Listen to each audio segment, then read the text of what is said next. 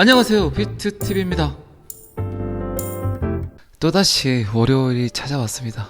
비트코인 가격은 19,177불 정도 하고요. 리플 가격은 656원 정도 합니다. 참 비트코인이 저렇게 온순한 놈이었을까요? 지금은 아마 세력들도 쉽게 들어오질 못할 거예요. 세력들은 항상 자금 조달을 해서 달러빚을 쓰고 들어오기 때문에 잘못 들어왔다간 아주 그냥 개망신을 당하겠죠. 자, 여기서부터는 구독자분들에게만 노출이 되는 영상입니다. 구독, 좋아요 좀 눌러주시고요. 어쨌든 지금은 비트코인도 그렇고 암호화폐 전체가 그렇듯이 특별히 올라야 될 이유가 없으면, 호재가 없으면 오를 이유가 없겠죠. 이게 그 전 패턴과 많이 틀려진 겁니다. 그 전에는 그냥 올랐죠. 또 그냥 떨어졌고 별다른 이유가 없었어요. 호재도 없었고 악재도 없었는데 그냥 오르고 내리고 했지만, 지금은 확실히 비트코인이 정신을 차린 건지 아니면 특별히 올라야 될 이유를 찾는 건지는 모르겠지만 어쨌든 거의 4개월여 동안 등락이 거의 없죠. 주유소 기름값도 아니고. 그런데 XRP는 약간 올랐죠. 그래도 저는 자꾸 이야기 드리지만 지금 암호화폐 시장은 다른 코인들을 볼 필요가 별로 없다라고 생각을 하고, 비트코인과 이더리움 그리고 XRP만 보게 되면 암호화폐 시장 전체가 보인다. 어떻게 바뀔 건지 보인다. 그리고 지금은 단타 치기도 굉장히 힘들다. 빨간불 쫓아서 그냥 불타기 했다가 어느 지점에서 그냥 모지리가 될지 모른다. 그리고 굉장히 많은 사람들이 관심 밖에 와 있다. 그리고 지금 대중들이 돈이 별로 없다. 이자 내느라 정신이 없다. 뭐 여러 가지 이유가 있겠죠. 그런데 어쨌든 지금은 가장 호재가 많은 코인이 어쩌면 자산군 전체를 통틀어서 인플레이션, 경기 침체, 불황, 디플레이션까지 이야기가 나오는 와중에 주식이라든가 부동산이 굳이 올라야 될 필요는 없겠죠. 그런 돈들이 이제 암호화폐 쪽으로 조금씩 유입이 되고, 또 정상적으로 블록체인이란 기술이 쓰이게 되고, 그 가장 중심에 지금 XRP가 있지 않나 싶습니다. 어쨌든 소송이 끝나봐야 그건 뭐 단지 XRP 뿐만 아니라 암호화폐 시장 전체에 미치는 영향이 굉장히 크겠죠. 그런데 어쨌든 저번 주에 가장 큰 호재는 이더리움을 기반으로 쓰는 시스템, 그런 플랫폼들이 XRP 레저 사이드 체인에서 시험 테스트를 한다는 거, 이런 호재가 떴는데도 가격은 하락을 하고 있다. 그 부분에 대해서는 뭐 여러 번 제가 정말 굉장히 오래전부터 이야기를 했었어요. 결국 XRP 레저 사이드 체인에서 모든 일을 하게 될 거다. 뭐 제 영상을 꾸준하게 보신 분들은 아실 거예요. 너무나 오래전부터 제가 그 부분에 대해서는 강조를 했었고, 그리고 어쨌든 제 영상을 보시는 분들은 XRP를 통해서 뭔가 이벤트가 필요하고 작은 소망, 작은 꿈이라도 이루려는 분들이 꽤 많으실 거라고 생각을 합니다. 그런 이야기가 있더라고요. 신이라는 존재는 그 누구에게든 각각의 삶 속에 평생 동안 3번 정도는 잠시 머물다 간다고 합니다. 잠깐 머물다 간다고 해요. 3번 정도. 그게 뭐 여러분들이 많이 아시는 누구에게나 3번의 기회가 있다? 뭐 이런 거와 일맥상통하겠죠. 그렇다면 여러분들에게는 신이란 존재가 왔다 가긴 했을까요? 잠깐 왔었는데 그걸 몰랐을 수도 있겠고, 왔는데 그냥 쫓아버리셨을 수도 있겠죠. 그런데 제가 보는 XRP는 시대의 흐름에 맞는, 지금 시대가 원하는 어떤 그런 트렌디한 그런 이벤트를 갖고 있는 암호화폐라고 특정 짓기보다는 많은 사람들이 모르지만 아는 사람들에게는 어쩌면 신이란 존재가 잠깐 여러분들 마음에 잠깐 머물고 있지 않은 건가, 저는 그런 생각을 해봅니다. 제가 이런 이야기를 하는 이유는 XRP가 거의 3년여 동안 SEC와 소송 중에 있고, 또 점점 XRP가 하려는 일들을 보게 되더라도 영화의 시나리오처럼 극적인 반전을 보이려는 그런 형태들이 계속해서 보이더라고요. 반전쟁이죠, 반전쟁이. 게임 체인저. 충분히 저는 그럴 수 있다고 생각을 합니다. 어쨌든 지금은 비트코인도 마찬가지고 이더리움도 마찬가지고 특별한 이벤트가 있는 데이터들이 별로 없어요. 이더리움 같은 경우는 POS, 지분 증명 방식으로 드디어 전환을 했지만 확장성이라든가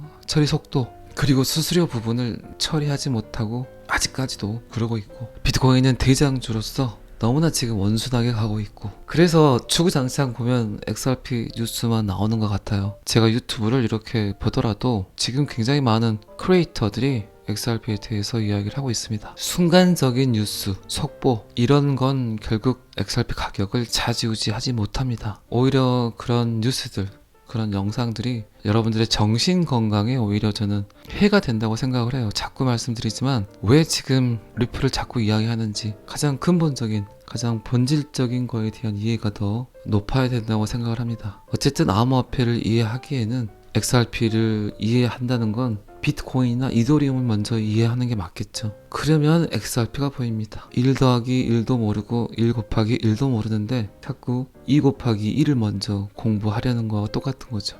1 곱하기 1을 이해하게 되면 2 곱하기 2는 자연스럽게 알지 않을까요? 어쨌든 저는 제 영상을 보고 계시는 수많은 유저분들이 지금 그분 개개인에게 잠깐 동안 신이란 존재가 머물고 있다고 생각을 하는데 그 신을 쫓아버리는 것도, 그리고 그 신을 맞이할 준비가 되었냐 아니면 되지 않았냐는 것도 여러분들의 몫이겠죠. 어쨌든 여러분들이 판단을 하시고 결정하실 문제니까 그게 뭐 빠른 시일에 어떤 이벤트가 나올 수도 있고 아니면 또다시 계속 지속이 될 수도 있고, 제가 또 월요일인데 잔소리부터 시작을 하는 것 같아서 잔소리는 여기까지만 하고요. 얼마 전에 브래드 갈링하우스의 트위터에 친히 방문을 하셔가지고 브래드 갈링하우스를 옹호했던 SEC를 싫어하는 일론 머스크가 어쩌면 불황이 2024년 봄까지 지속될 수 있다라고 이야기를 했습니다. 그런데 뭐 제가 그제 영상에선가 이야기 드렸지만 일론 머스크가 한번 XRP를 언급할 때가 됐습니다. 지금 아주 입이 근질근질할 수도 있어요. 어쨌든 지금 전 세계에서 가장 돈이 많은 놈, 그의 영향력은 굉장히 크죠. 그리고 실질적으로 기업을 운영하고 있기 때문에 전 세계 대차대조표를 훤히 꿰뚫어 보고 있을 수도 있겠죠. 2024년까지 불황이 지속될 수 있다. 그러면 2024년까지 주식과 부동산이 오를 이유가 1도 없겠죠. 만약에 주식과 부동산이 오른다면 또 다른 거품이 또 돈에 의해서 만들어진다고 밖에 할 수 없겠죠. 코비드-19 때 주식과 부동산 가격이 오른 이유는 그거였잖아요. 돈이 갈 곳이 없다. 너무 많이 프린팅이 됐기 때문에. 그래서 그 거품들이 쌓인 거였죠. 장사는 다들 안 된다는데 월세는 올라갔다. 말이 안 되잖아요. 그죠? 돈이 그만큼 갈 곳을 잃어서 부동산과 주식으로 갔다. 그런데 지금 진짜 돈이 갈 곳이 없죠. 메마른 돈이죠. 기름진 돈이 아닌 메마른 돈. 돈 넣고 돈 먹기를 해서 불린 돈이 아니라 그냥 어딘가에 가야 될 것 같은데 돈이 있는 곳으로 가고 싶은데 다른 곳들이 지금 너무 황폐하기 때문에 갈 곳이 없죠. 이제 그런 돈들이 암호화폐 쪽으로 조금씩 들어오면서 상승을 시킬 거라고 생각을 하는데 그런 액션들은 아직까지는 보이지는 않고, 그 시발점이 될 수 있는 것들은 제 생각은 그래요. 현대금융, 그러니까 전통금융을 통해서 경제 인프라가 구축이 된 인플루언서들, 특히 이제 유튜버라든가 이코노미스트, 주식 차티스트 이런 분들이 이제 살짝 입을 털고 그들이 브로드캐스팅을 하게 되면 이제 암호화폐 쪽으로 많이 유입이 될 거라고 생각을 합니다. 그런데 지금 그런 기미들이 보이고 있죠. 어쨌든 시간이 해결을 하겠지만 그 시간이 점점 가까워지고 있음을 느낍니다. 자, 일론 머스크는 테슬라와 스페이스X는 굉장히 분위기가 좋다. 그런데 다른 회사들은 그렇지 않다. 역시 관종다운 멘트를 날렸습니다. 자뻑이죠, 자뻑. 자존감 하나는 우주 최강인 것 같아요. 테슬라의 사장은 불황은 존재해서는 안 되는 기업이 존재를 멈추게 한다는 점에서 은빛 라이닝이 있다고 이야기를 했습니다. 불황이 오면 모두 다 모질이가 된다라는 뜻이겠죠.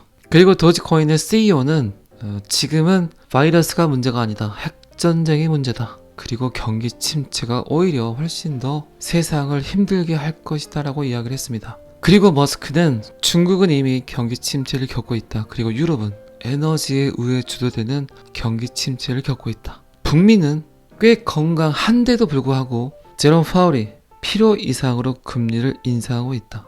그런데 결국 깨달을 것이다. 금리 인하를 하게 될 것이다. 제가 뭐 자꾸 말씀드리지만 구더기 잡겠다고 초과 상관 태우고 있다. 심지어 인플레이션율의 데이터를 믿지 못하겠다. 조작된 거 아니냐? 이걸 도대체 누가 만들고 있냐?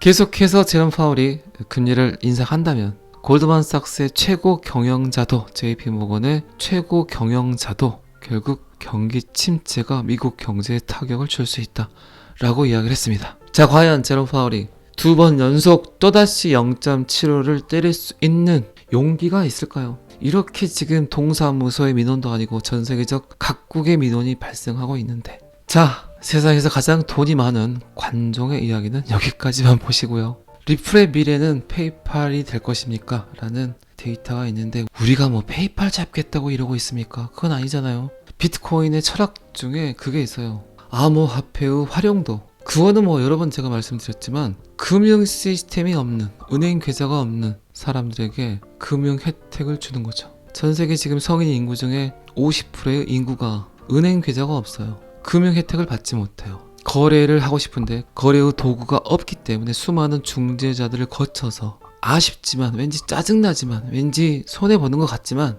은행 계좌가 없기 때문에 물건을 팔려고 해도, 물건을 받으려고 해도 은행 계좌가 없으니까 자꾸 중재자, 중개소를 거치는 거죠. 그런 과정들을 거치면서 굉장히 많은 수수료를 또 지불하게 되고, 은행 계좌가 없기 때문에 그들이 갖고 있는 문제점, 불편함, 불합리함, 이런 것들이 굉장히 많다는 거죠. 그런데 은행이라는 곳은 아시겠지만 아무에게나 은행 계좌를 만들어 주진 않습니다. 금융 시스템, 금융 인프라를 깔기란 굉장히 많은 돈이 소비가 되죠. 전혀 남는 게 없는데 물건을 팔 이유가 전혀 없다는 거죠. 그런데 암호화폐는 어쨌든 그런 금융 시스템, 금융 인프라가 없더라도 그 누구에게도 오픈이 되는 금융 시스템이죠. 자, 그렇다면 리플이 페이팔 따라가겠다고 암호화폐 시장에 들어왔습니까? 그건 아니잖아요.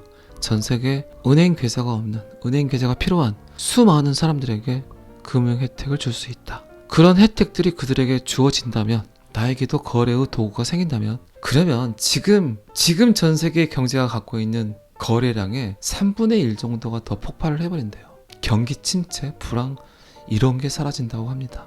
이게 사토시 나카모토가 말한 비트코인 철학 중에 하나예요. 금융 혜택을 받지 못하는 사람들에게 주어지는 금융 혜택. 자, 그러면 그런 측면으로 봤을 때 페이팔을 못 넘어서겠습니까?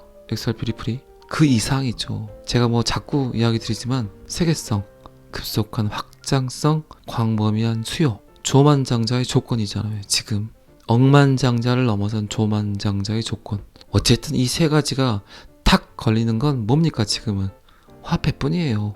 종이 지폐에서 디지털 화폐로의 전환에서 생기는 광범위한 수요성, 그리고 세계성, 전 세계적 확장성. 그런데 지금 이런 데이터가 나왔어요. 리플은 다음 세대의 페이팔이 될 것인가? 그럴 수도 있겠죠. 그런데 어쨌든 페이팔은 금융 시스템, 현대 금융 시스템에서 나온 단지 그들에게만 제공이 되는 것들이고, XRP 리플, 암호화폐는 그 이상의 능력치를 발휘할 수 있다는 거죠. 페이팔은 금융 기술 분야에서 아주 경험이 풍부한 리더이다. 디지털 결제 시스템은 수년 동안 전자상거래 시장의 핵심이었다. 장기적으로 봤을 때 그러면 어떤 디지털 결제 시스템이 최고의 자리를 차지하게 될까? 앞으로 몇 년 동안은 어떨까?